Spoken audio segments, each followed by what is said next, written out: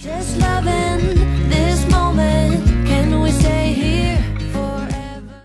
Good morning, beautiful people. Welcome to our new home. Charot.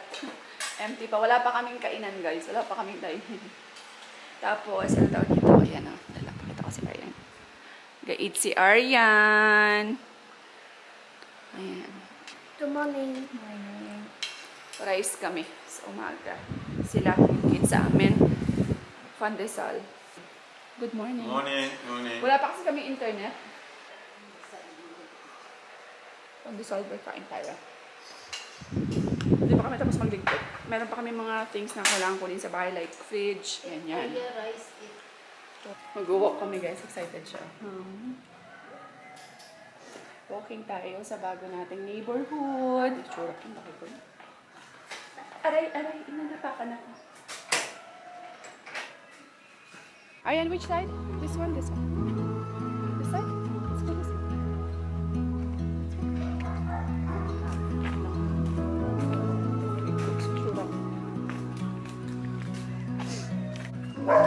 Ako dapat ni gali ilabalay na. Ari si Raymond. Oo.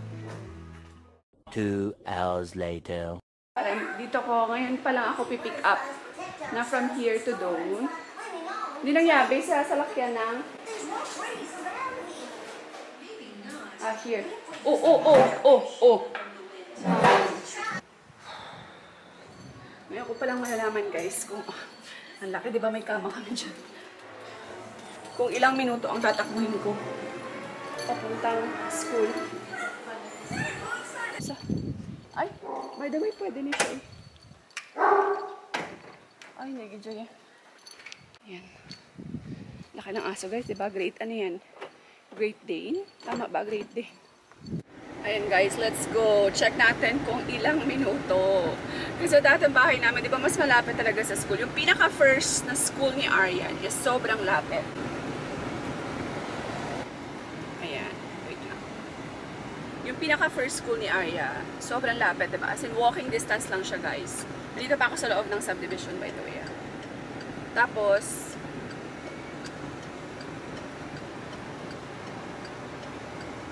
yung pangalawang school niya, same pa rin ng school doon, pero sa ibang sa city naman. So, medyo napalayo ng onte, kasi mas, ano lang naman, mga 15 minutes, ganyan, sa school. Kung walang traffic. So now, mas napalayo na tayo ng bonggang-bongga.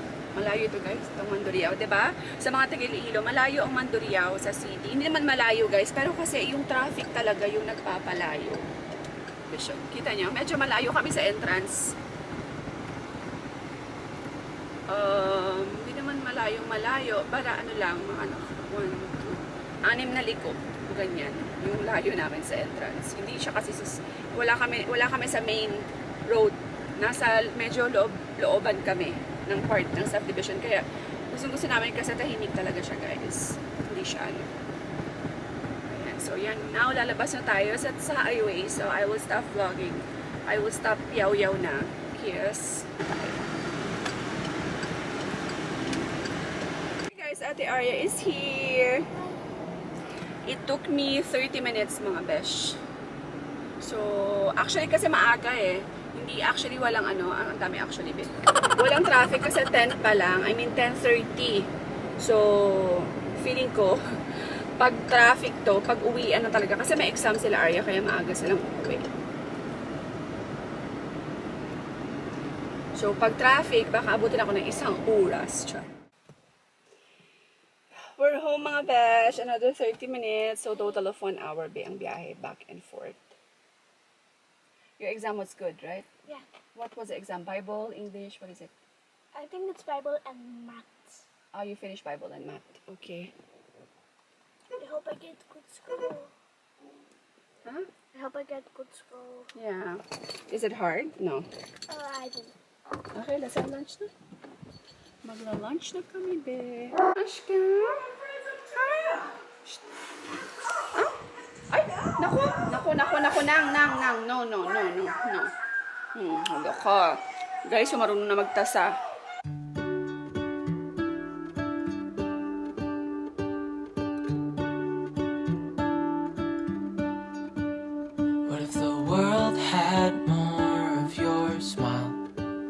What if the wind could spread your love? What if your sweetness could reach everyone? There'd be no wars. Cute ko na, no? Dito ako sa room ni Arya, guys, kasi, diba, ang cute ng room niya. Naka-loft bed lang siya kasi. Wala pa akong mailagay dyan kasi uniform niya yan. Diyan muna hinangay. Kasi wala kaming hangiran. Oo. Yung AC niya, hindi pa rin nakakakabit kasi maliit yung ano nila, yung sukat. So, kailangan pa nilang i-adjust. Yay! You like your new room? Yeah. You will make it more prettier when you have more, you know, budget. Money. Yeah. So, no, ito pa lang kaya ni mommy and daddy. So, see, meron na rin siyang table, guys. Cute ang table niya. Wala pa siyang chair. Ayan po ang aking chair. Tapos, ano tawag dito? Ayan. Mag-review kasi kami. Meron siyang exam. So, third quarter exam nila. At least meron na siyang space, diba, na kanya? Right? You have your own space now. Yeah. Where's your chair? Oh, sit down here. Maybe check your phone. Ay, sorry naman. I think I'll... This is Araling Panlipunan, right? Yeah. Okay. Hi guys, yan. Sobrang busy na kami din. Si Aryan, of course. Cellphone muna sila. Cellphone si Aryan. Kasi kailangan namin siyang pakainin. Tapos, si Aryan kumakain. Wala pa kasi kaming dining, guys. So, ito pala. Nakabili ako ng maliit lang. Kasi sobrang liit lang nitong space. Ganyan lang siya, guys. O, wala kaming space for dining. So, maliit lang muna. Importante, meron kaming makakainan. Ayan. O, diba ang cute? Tapos, ayun yung aking coffee corner church. Or I can or not as for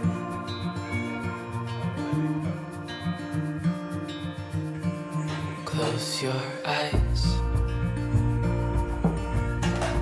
Get some rest. I'm by your side. Lay your head on my chest. You're vlogging the I vlogger. know you've had Vlog yaman ko. Marami pa kaming problema, guys, kasi, ayan o, see? Yung gripo is tumutulo pa. Ang tawag dito, nagbabara tsaka tumutulo sa ilalim. Tapos, kahit yung dito sa labas, deep well yung tubig namin. Kaya di ganyan. Hindi pa namin makuha yung ano. Ang dami kasi ganito, guys. So, hindi ko alam kung anong i-open. Tinuruan ako ng may-ari. Nakalimutan ko naman. Ayan. Kailangan ba i-open tong machine, ang tawag dito, tong motor. Kailangan naman namin ng tubig kasi hindi ko alam yan. Ino-open ko na lang yung motor. Anyway, sabi ni tita, yung may-ari, punta siya mamaya. So, punta silang mamaya. Magdadala din siya ng ang bilog ko na ba, diba? Ng panday. Panday is yung mag-aayos yan. So, yun, mainit. Nagtali ako, be. Anyway, so, ayan, end ko na tong vlog. So far, naka 2 nights na kami dito sa aming bagong bahay, mga besh. So, ika-third night na namin now. And, okay naman. We're super happy. Ang sarap ng tulog, guys, kasi nakakama. May kama kasi siya, diba? Which is yung kama ng may-ari. Pinagamit sa amin. And, kaya medyo masarap yung tulog. Yun nga lang, maaga nagigising dito si Arya, guys. Si Aryan, kasi wala pa kaming blackout curtain. Kaya nagigising siguro siya dahil sa liwanag. Kaya yung kabilang kwarto yung pinili ko, guys, is medyo madilim compare dito sa kwarto ni Arya. Kasi yung room po ni Arya is nakaharap dyan sa daan, sa harap. So, diretso talaga yung araw dito kay Arya. And speaking of Arya, marami nagko-question bakit daw loft bed po ang aming binili kay Arya. Guys, kasi yun po yung request ni Arya. Actually, dream bed niya talaga itong loft bed. So, ito talaga yung dream bed niya, guys. So, we will let her, you know, enjoy this bed muna. Kasi gustong-gusto niya talaga. And marami nagsasabi, in terms of safety, hindi daw safe. Okay naman siya, guys. Kasi sa Mandawi foam to siya. So, medyo talagang matibay po siya. And mataas to, guys. So, mataas yung cover niya. Almost half ng foam. Tapos, ito lang yung side na medyo open. Yung babaan niya. Actually. Tapos, by the way, mga besh, advisean nyo nga ako kung anong pwedeng gawin. Kasi meron kami... Ay, may tao kasi, guys. By the way, ano nyo ako, guys? Advisean nyo ako. Kasi itong mga cabinet namin, lahat, sa 3 kwarto po. 1, 2, 3. Tama. Sa 3 kwarto, lahat ng cabinet is walang cover. Yan po yung pinagamit na sa amin na cabinet, which is we're so grateful kasi sobrang mahal ng cabinet ngayon, guys. Diba? Okay na yan sa amin. Importante may magagamit kami. So, ito yung mga mga clothes ni Arya. Ito yung mga stuffed toys niya. Ayan, kay Arya yan siya. So, hinahapo ko agad ako, be. So, paano ba to? Paano ko siya? Advisean niyo ako, guys. Should I just put, ano tawag dito? Kurtina. Lagyan ko na lang ba ng kurtina? So, advisean niyo nga ako, be. Ano ba dapat gawin? Baka meron kayong mga gantong cabinet na walang cover.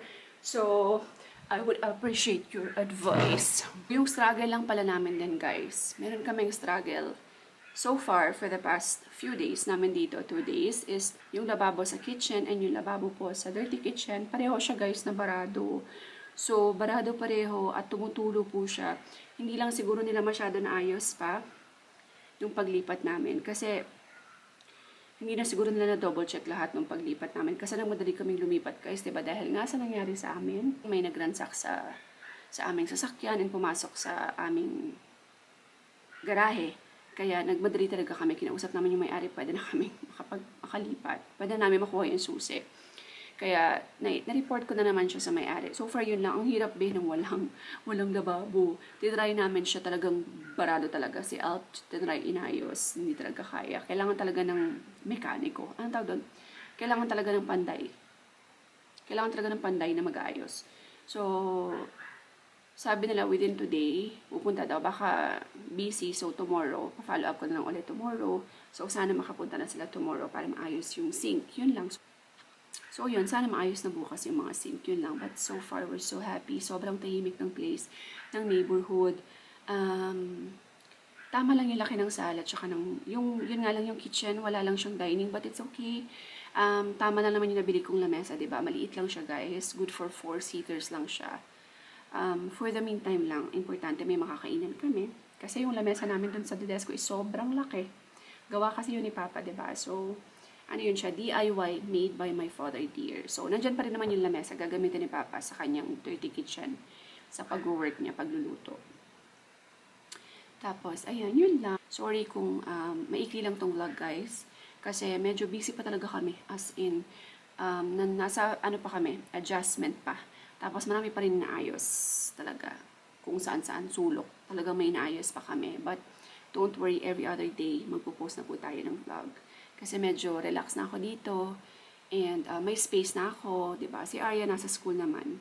Kahit naman na dyan sa schools, nandito si Arya, hindi naman yun matinir dito sa loob ng kwarto niya. So magagamit ko to. Dito pala ako nag-edit sa room ni Arya kasi, ayan, computer ko kasi to. Tapos, although table niya to. Si Alt kasi natutulog ng buong araw sa kwarto, hindi ko magamit. Yung, ayoko naman dun sa kanyang office kasi nasa sala. So, gusto ko yung tahimik, diba? Basta nag-edit, masarap talaga yung tahimik na place. Yung walang ingay kasi mas mabilis yung pag-edit ko. So, ayan, we're super grateful and thankful na finally, nakalipat na rin kami. Nasa maaliwalas na kaming bahay. And wala ng molds. Malinis na yung bahay. And as much as possible, we are trying to make it parang minimalist lang.